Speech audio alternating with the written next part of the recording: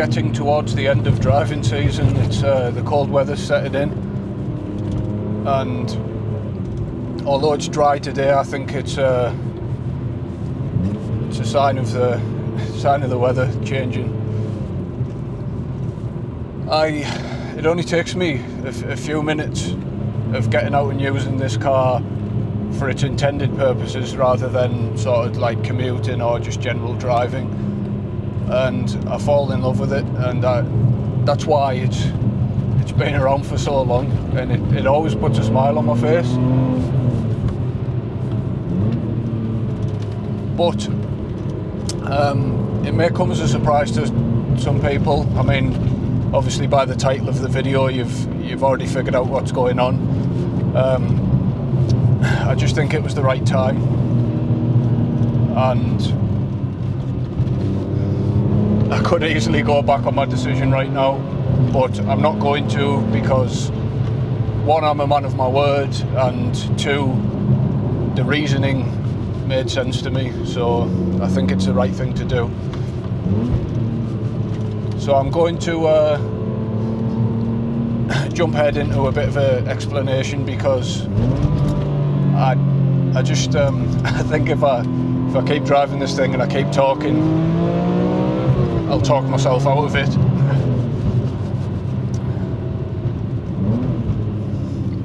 So for me, the E46 M3 was kind of my attainable dream car. When I was young, I never really imagined that I'd be able to afford an M3 and to be able to maintain it properly and really enjoy a car in the way that I have with this. So I feel very fortunate that I've got into a position where I could do that, really, because it just didn't seem like something that was realistic at the time.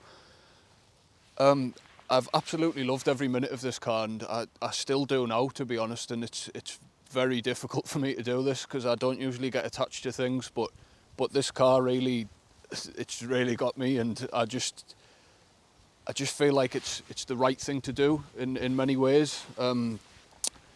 People will probably say just hold on to it, you know, the values of them are going up and you could make money, and that's just not what cars are about for me. So I'm not willing to sort of garage it away somewhere and not use it because the value might go up a bit, and I'd much rather just drive a car if I own it, and that is part of the problem.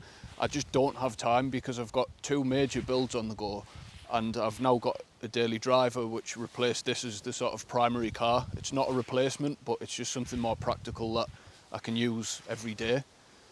I've probably done in excess of 30,000 miles in this, and things just started, little jobs that needed doing, I just didn't really have time to do while I was driving it every day, so I bought the classic Range Rover as like a sort of practical everyday car to allow me to do the jobs that I needed to on this, as well as obviously fulfill other things like my mountain biking and stuff. So in the past sort of month, I tore one of the rear trailing arms off and stripped that down and replaced the wheel bearing, because I had to pull that off to do the handbrake, dust shield, and a bunch of other jobs. So I've sort of gone through and done all little things, the reluctor ring on the back, an ABS sensor that had been playing up for a while, handbrake shoes, and just a load of like sort of uninteresting things that you just really don't want to do when you're driving a car every day. And that just got me thinking, really, if I'm going to keep it, that I should start doing sort of a sympathetic restoration, I guess. It really needs a full respray. Although it sort of looks good, there's like lacquer peel and stuff. The front wings have bubbled a bit, so I did actually order 2 brand new OEM wings because I had every intention of sort of going through the car and doing everything. I ordered a new Apple CarPlay head unit, and I just thought that would sort of bring things into the future a little bit. I'm not really one for tech, but that's sort of the minimum and maximum level for me. It's nice to be able to just get in and just plug your phone in and it does everything. So I was just looking at the bigger picture, really. I've got 2 major builds on the go. I've got the Range Rover, and then I've got this thing, and pretty much all of them require some form of attention all the time, and I just really don't have time to be able to do that. And I felt like it was the right time, because someone who really wanted the car, who I feel like will sort of go and continue the level of care and maintenance that I've done on this car. They'll sort of continue with that. So I feel like it's probably the right person to buy it, which was important to me in some ways because, like I said, I've got very attached. People have offered to buy it in the past, and about 2 years ago I came quite close because I was very tempted to go for a Cayman GT4, and as I felt like it was sort of a successor to this car. It's very different in a lot of ways, of course, being mid-engined, and like, you know, it's a level up really, but I felt like that would have been an excellent replacement for this. But at the time I sort of missed my old E30 quite a lot, and I thought E30 prices were on the way up and it might be a good time to sort of get one and build my dream E30. So I did that, and I got an S54, which is the engine from one of these, if you don't know. So I'm sort of piecing together the parts to build my sort of dream E30 in some ways, and I felt like in a lot of ways it would kind of outshine this car because it's the same kind of thing but like half a ton lighter pretty much. So I felt like I was building 3 rear wheel drive BMWs that were all kind of intended for the same purpose, which when you take a step back and look at it seems a little bit silly really, but like I say, I just got attached to this thing and I just didn't really want to let it go. And also the fact that the other 2 are nowhere near completed, it sort of made sense to keep it. So if you don't really know the car or you haven't watched the videos before, I'll do a little bit of a quick walk around of what I've done with it and sort of what I was going to do to finish the car off. Right, quick pit stop walk around. If you watch the videos, you've probably already seen all this stuff. If you don't, feel free to go back and check some of the older videos out. The front lip, it's really just aesthetic. I don't tend to do things like that unless I've got a purpose, but I just felt like it needed something at the front. I don't think they're available anymore now. I can't find them. I quite regularly get comments on some of the old videos and people are asking where to get them from. I can't find them. There is like a longer, sort of more sculpted version that goes into the bumper. They're still available, but not this one. Wheels, Apex Arc 8. A lot of people have ran these over the years on this platform. I just think they look good and they suit the E46 a lot. So I went with them. I don't really mind doing stuff that other people have done because usually it means it's good. They have held up well. They're a 18 by 9.5 square setup, and I run a 265/35 tyre all around. I've stuck with the Michelin Pilot Sport 4s because I think they are possibly the best all-around tyre. Cup 2s offer a little bit more in terms of performance, of course, but they come with the sort of caveat of not really being the best in wet and cold weather in comparison to these. And they're quite expensive and they wear faster, so I think all around, if you just kind of like have a fast road car, go for the 4s or the 4S's. The S isn't available in this size. Brakes. The front are K-Sport 356mm 8-pot calipers, and it's a 2-piece floating disc. I've tried a few different types of pads and stuff. Nothing like mega aggressive. They share a pad size with AP because they're very similar, let's say, but they've been pretty faultless. The only thing I'd say, if you do go for these, because people have actually told me they've bought them off my recommendation from my video, which was quite surprising really, but make sure if you're not using it on track and going through pads fast, make sure you take the pads out every now and then and just give them a clean inside, because they do tend to sort of stick on the sliders if you neglect them.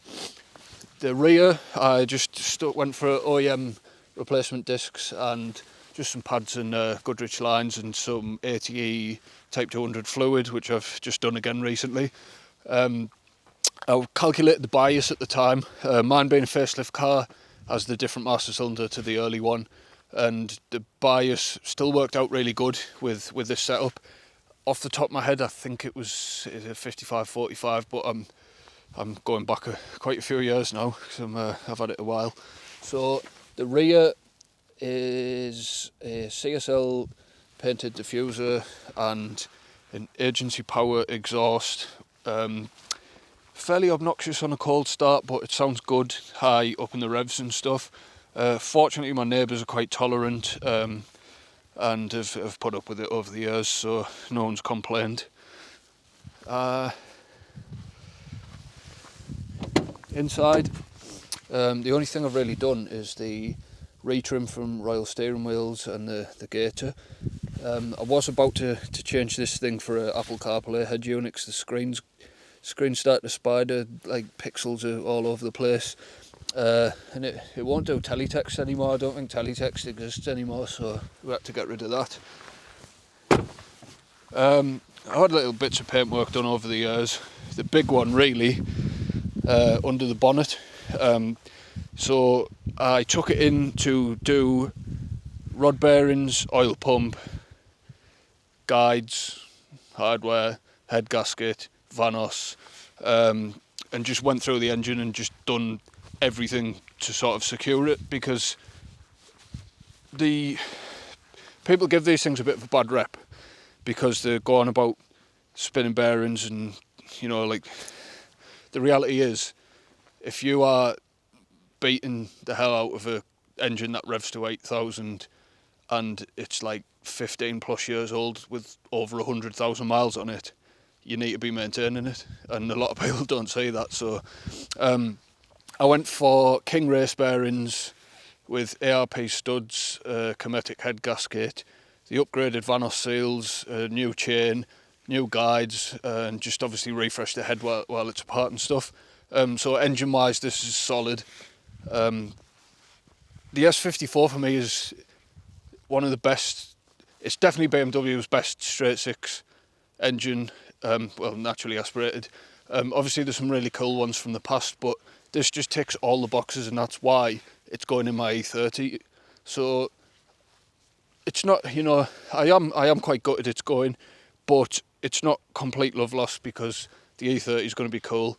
So it's going to have this engine in it. It's, you know, the LSD, the brakes. It's going to be a hell of a car. But I will miss this thing.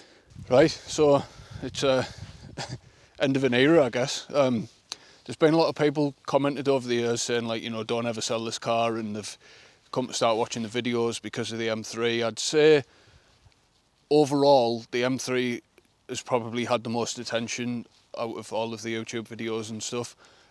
Obviously in the early days there was a couple of big ones on some other stuff, but it's been consistent and people have enjoyed the car. And really for me this is just a hobby, so what's really mattered is I've enjoyed the car and I've kept it because I've wanted to keep it. Like I said, there's been other things that have tempted me over the years, but just nothing quite won me over. So I think that's testament to how good the E46 M3 is, and I'm going to end it there.